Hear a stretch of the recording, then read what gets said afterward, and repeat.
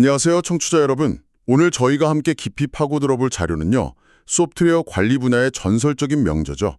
제럴드 와인버그, 제럴드 제이 와인버그의 퀄리티 소프트웨어 매니지먼트, 보통 줄여서 QSM이라고 부르는 책입니다. 네, 이 QSME 시리즈가 굉장히 방대한데요. 맞아요. 오늘은 그중에서도 제2권의 10장 Requirement, the Foundation of Measurement, 한국어로 하자면 요구사항, 모든 측정의 기초라는 장에 집중해 보려고 합니다. 네, 이번 탐구의 목표는 아주 명확합니다. 왜 잘 정의된 요구사항이 프로젝트의 성패를 가르는 절대적인 기반이 되는지, 그리고 이 기반이 만약에 부실하면 우리가 얼마나 엄청난 대가를 치르게 되는지 이걸 한번 실감나게 알아보겠습니다. 좋습니다. 시작부터 아주 도발적인 개념 두 가지를 던져보면서 시작해 볼까요? 오, 좋네요. 첫 번째는 바로 소프트웨어 공학의 영법칙, DeWolf Law of Software Engineering입니다.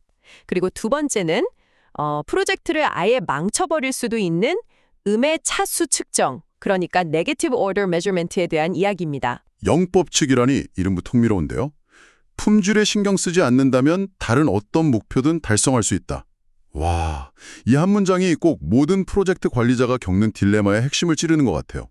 이게 현실에서는 구체적으로 어떻게 나타나나요? 저자인 와인버그가 동료 톰 길브의 말을 인용하면서 이걸 설명하는데요. 이 법칙이 관리자들한테 아주 교묘한 탈출구를 만들어준다고 합니다. 탈출구요? 네, 예를 들어 볼게요. 품질 요구사항을 처음부터 일부러 애매하게 정의하는 겁니다. 사용하기 편한 시스템 이런 식으로요. 그러면 마감일이 딱 닥쳤을 때 어떤 결과물이 나왔든 간에 자, 여기 사용하기 편한 시스템이 완성됐습니다. 약속대로 예산과 일정은 맞췄죠. 이렇게 말할 수 있게 되는 거죠. 일단 납품하고 보는 거군요. 그럼 나중에 고객이 이게 우리가 원했던 그 편한 수준이 아닌데요? 라고 하면 어떻게 되는 거죠? 바로 그때 그 탈출구가 열리는 겁니다. 그 정도의 품질을 원하셨군요. 이제야 명확해졌네요. 좋습니다. 그럼 그 수준으로 개선해드리는 새로운 유료 프로젝트를 제안하겠습니다. 라고 하는 거죠. 정말 교묘하네요. 네, 처음부터 품질을 명확히 정의하지 않은 책임을 고객한테 슬쩍 떠넘기는 그런 게임인 셈이죠. 책에 나온 미군 계약 시스템 사례가 바로 이 게임이 국가 단위의 거대한 규모로 벌어지는 모습을 보여주는 것 같아요. 근데 한편으로는 이런 생각도 들어요. 몇 년씩 걸리는 프로젝트에서 요구사항이 바뀌는 건 너무 당연한 일 아닌가요? 그렇죠. 이게 꼭 계약업체만의 잘못이라고 할 수 있을까요? 오히려 그 변화에 대응하지 못하는 경직된 군 시스템의 문제라고 봐야 하지 않을까요? 아주 좋은 지적이십니다. 문제의 핵심은 요구사항이 변한다는 사실 그 자체가 아니에요. 변화는 당연하죠. 진짜 문제는 그 시스템 자체가 처음부터 그 변화랑 모호함을 악용하도록 판을 깔아준다는 데 있습니다. 판을 깔아준다. 네. 과정을 간단히 보면 이래요. 먼저 군에서 시스템이 필요하다고 판단하고 한 3년에서 5년 뒤에 예산을 예측해서 제안 요청서, 즉 RFP, Request for Proposal을 공개합니다. 이런 물건 만들 회사 지원하세요 하는 공고 같은 거네요? 맞습니다. 그런데 아주 영리한 계약업체들은 이 RFP를 받자마자 기능 구현을 고민하는 게 아니라요. 문서의 모든 허점 그리고 모호한 부분을 샅샅이 찾아내서 분석하기 시작합니다. 그리고는 일단 아주 낮은 가격을 써내서 계약을 따내죠. 그 후에 실제 개발이 한 5년 이상 진행되는 동안 세상이 변하면서 초기 요구사항도 당연히 바뀌잖아요. 네, 그렇죠. 바로 그때 업체들이 숨겨뒀던 카드를 꺼내는 겁니다. 이건 원래 계약이 없던 내용인데요? 라면서 기술 변경 제안, 엔지니어링 체인지 프로포즈를 막 쏟아내요. 그러면서 추가 비용을 청구하기 시작하는 거죠. 결국 처음에 낮은 계약금은 그냥 믿기고 그렇죠. 실제 이익은 이런 변경 제안으로 만들어내는 구조인 겁니다. 그러니까 말씀하신 대로 변화에 대응 못하는 시스템과 그 허점을 이용하는 게임이 결합된 최악의 상황인 셈이죠. 시스템이 의도치 않게 속임수를 장려하는 꼴이네요. 요구사항이 왜 중요한지 아주 뼈저리게 느껴집니다. 이와 관련해서 책에 나오는 프로젝트 M의 빌 D라는 사람의 개인적인 경험담이 정말 인상 깊었어요. 네, 정말 많은 걸 생각하게 하는 이야기죠. 빌이라는 사람이 어느 날 가상 메모리 구현 회의에 들어갑니다. 프로젝트 이름은 프로젝트 M, 기능 이름은 아주 멋진 데이터 교환기 Nifty Keen Data Swapper였죠. 이름부터 뭔가 대단한 걸 만드는 느낌이네요. 그렇죠. 그런데 빌은 이 프로젝트에 대해 잘 몰랐어요.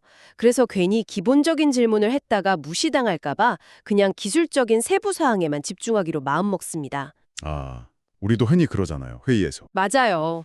전체적인 맥락을 묻기보다 그냥 주어진 부분에만 파고드는 거죠. 괜히 근데 저희 이거 왜 하는 거죠? 라고 물으면 분위기 싸해질까 봐 걱정되니까요. 정확합니다. 회의는 1시간 넘게 2가지 설계안의 기술적 장단점을 놓고 아주 치열하게 진행됐습니다.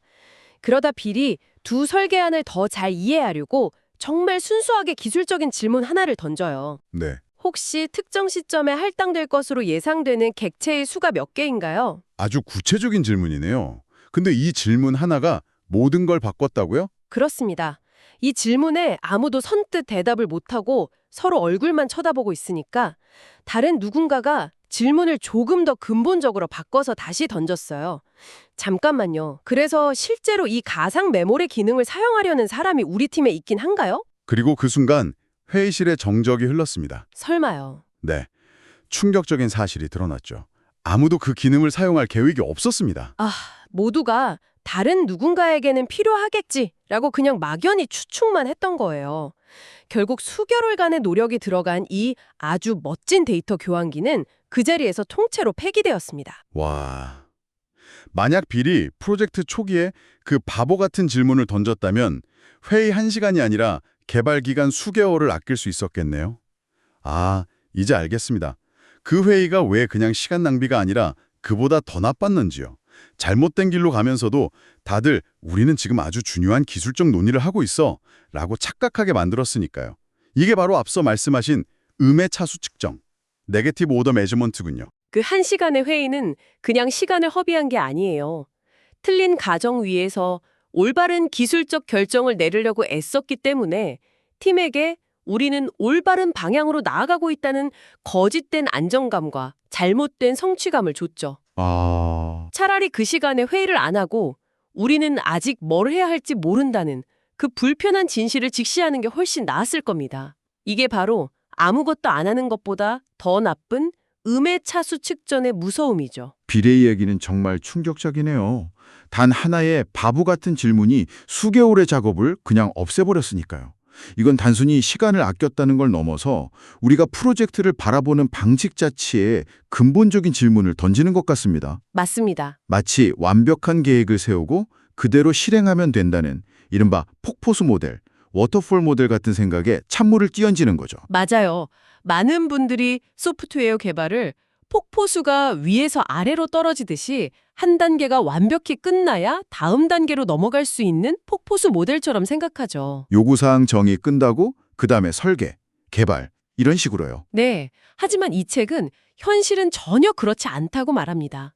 현실에서 요구사항은 프로젝트가 진행되는 내내 사용자와의 대화, 그리고 개발 과정 그 자체를 통해 계속해서 발견되고 변하고 구체화되는 그런 병렬적인 프로세스에 가깝습니다. 그렇다면 이런 혼란스러운 과정들을 보통 어떻게 다루고 있나요? 책에서는 조직의 문화적인 성숙도를 몇 가지 패턴으로 나누어 설명하고 있던데요. 네. 조직이 요구사항을 다루는 방식을 보면 그 조직의 수준을 알 수 있다는 겁니다. 아주 간단히 설명하면 이렇습니다. 패턴 0, 무관심, oblivious 단계는 요구사항과 개발이 그냥 한 사람 머릿속에서만 이루어지는 가장 원시적인 상태고요. 그 다음 패턴 1, 가변, variable 단계에서는 일단 제품을 만들어서 고객에게 던져줍니다. 그리고 고객이 이게 아니잖아요? 라고 항의하면 그때부터 진짜 요구사항 논의가 시작되는 거죠. 대부분의 조직이 아마 그 다음 단계에서 고군분투하고 있을 것 같은데요. 그렇죠. 바로 패턴 2, 일상, 루틴 단계입니다. 이 단계의 조직들은 요구사항 관리 프로세스를 가지고는 있어요. 하지만 그걸 별로 중요하게 생각하지 않죠. 특히 위기 상황이 닥치면 가장 먼저 내팽개치는 것이 바로 요구사항 문서입니다. 지금 불 났는데 문서 업데이트할 시간이 어딨어 하는 식이죠. 잠깐만요. 솔직히 그게 더 현실적인 대응 아닌가요? 집에 불이 났는데 설계도부터 챙길 순 없잖아요. 마감이 코앞인데 요구사항 문서를 붙들고 있는 게 오히려 비효율적일 수도 있죠. 이게 왜 그렇게 치명적인 문제로 이어지는 건가요? 아주 날카로운 질문입니다. 단기적으로는 그게 합리적으로 보일 수 있어요. 하지만 그 행동이 조직 전체에 보내는 신호가 치명적입니다. 신호요? 네. 위급할 때 품질은 버려도 좋다는 메시지를 공식적으로 인정하는 셈이거든요. 이런 일이 반복되면 아무도 더 이상 품질이나 요구사항을 진지하게 생각하지 않게 되고 조직의 문화는 서서히 썩어 들어갑니다. 이게 패턴 2 조직이 발전하지 못하는 가장 큰 이유예요. 그렇다면 이상적인 단계는 어떤 모습인가요? 바로 패턴 3, 조정, 스티어링 단계입니다. 이 단계의 조직은 요구사항과 개발이 서로 끊임없이 영향을 주고받는 피드백 과정이라는 걸 이해하고 있어요. 목표는 지도에 나온 길을 그대로 따라가는 게 아니라 끊임없이 주변 환경을 살피고 나침반을 보면서 항로를 미세하게 조정하며 목적지를 향해 나아가는 배와 같습니다. 요구사항과 실제 제품 사이의 차이를 없애는 게 아니라 그 차이를 현명하게 관리하는 거죠. 조정이라는 표현이 와닿네요. 하지만 이런 패턴 3 수중의 조직이라 해도 또 다른 보이지 않는 적이 있다고 책은 경고합니다. 바로 요구사항 누수, requirement leakage라는 문제인데요. 이름부터 뭔가 스물스물 새어들어오는 느낌입니다. 누수라는 표현이 정말 정확합니다. 마치 배 밑바닥에 난 작은 구멍 같아서 처음엔 아무도 신경 쓰지 않지만 정신 차려 보면 발목까지 물이 차오른 상태인 거죠. 어휴. 그리고 그 구멍은 정말 생각지도 못한 곳에서 생깁니다. 책에 나온 사례들을 보면 정말 공감 가는 것들이 많더라고요. 예를 들어 마케팅팀이 고객에게 아직 개발되지도 않은 기능을 약속해버리는 경우. 그렇죠.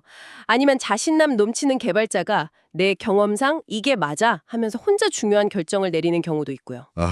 그리고 그 거절할 수 없는 대형 고객이 기능을 요청할 때도 큰 누수가 발생하죠. 맞아요.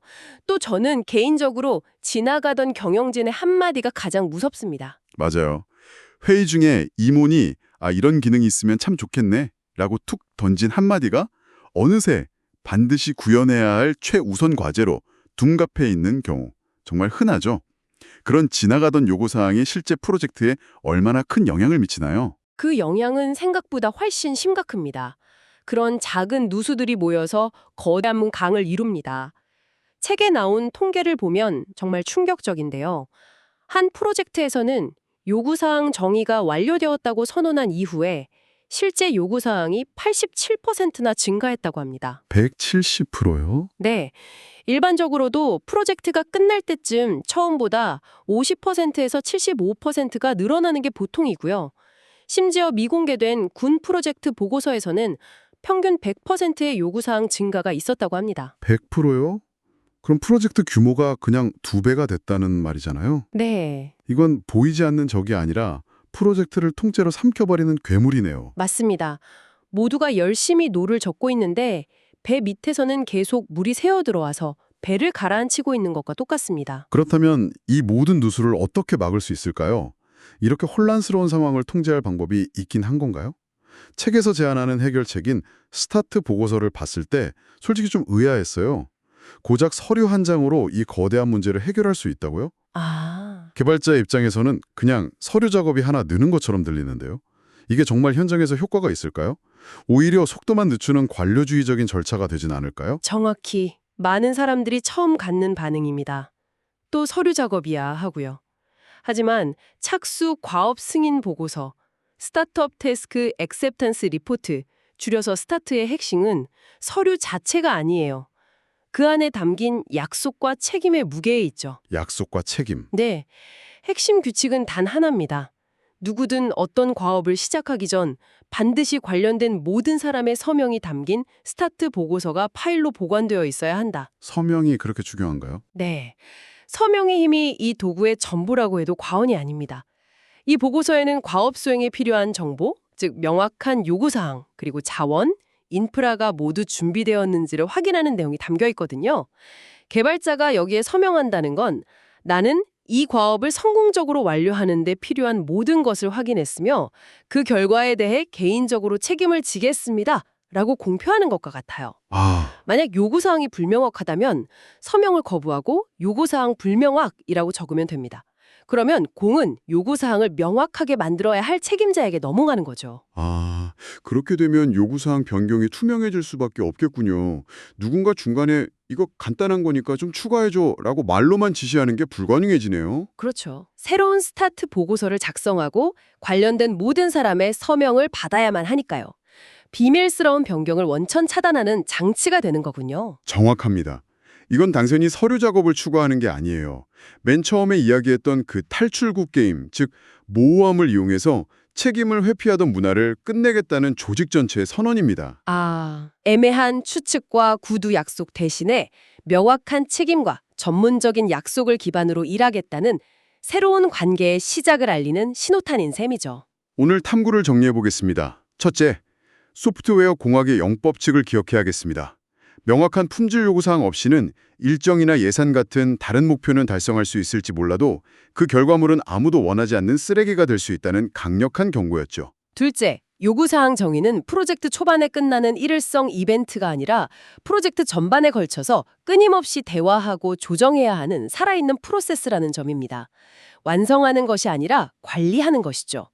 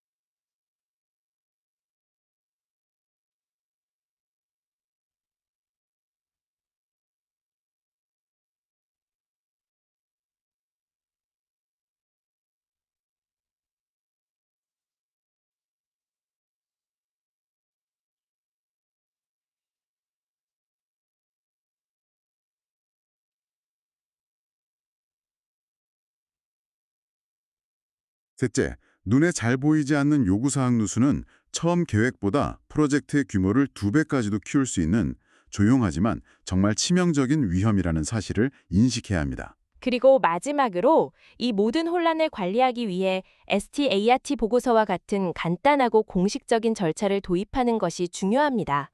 이것은 관료주의가 아니라 혼란스러운 과정을 명확한 책임과 전문적인 약속으로 바꾸는 아주 강력한 문화적 도구가 될 수 있습니다. 오늘 내용을 바탕으로 청취자 여러분께 마지막으로 생각해 볼 질문을 하나 던져드리고 싶습니다. 만약 오늘 당장 여러분의 조직이나 프로젝트에서 발생하는 요구사항 누수에 대한 조사를 시작한다면 과연 어떤 경로로 얼마나 많은 요구사항이 새어들어오고 있다는 사실을 발견하게 될까요? 그 결과를 숫자로 마주했을 때 여러분의 팀은 과연 어떤 대화를 시작하게 될까요? 귀 기울여 주셔서 감사합니다.